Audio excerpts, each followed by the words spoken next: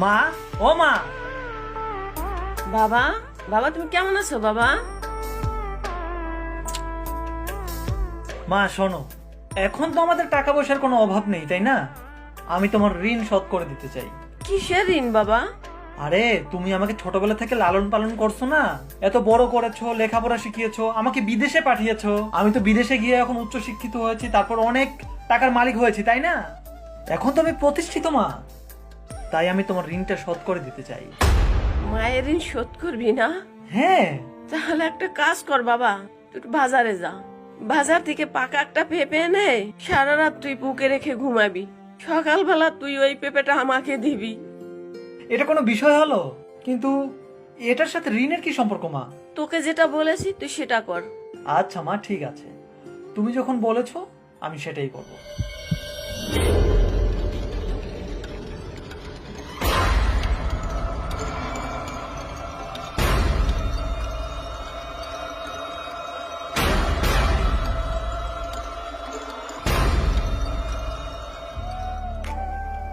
বাবা ওঠ,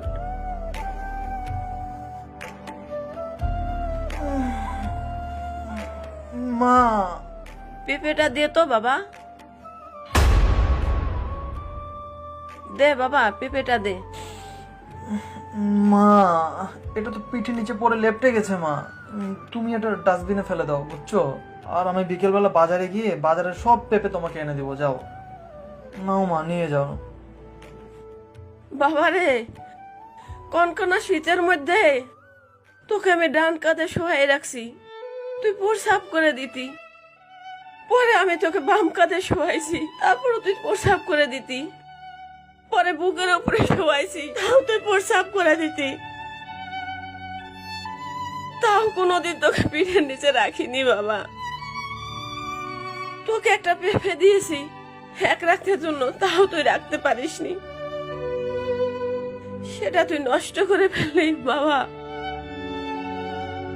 আর তুই মার ঋণ শোধ করবি বাবা? বাবা মায়ের ঋণ কখনো শোধ করা যায় না রে বাবা।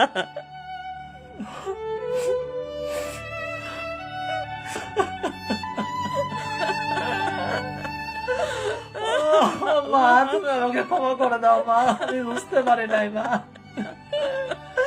পৃথিবীতে যে কোনো কিছুর বিনিময়ে বাবা মায়ের ঋণ শোধ করা যায় না মা।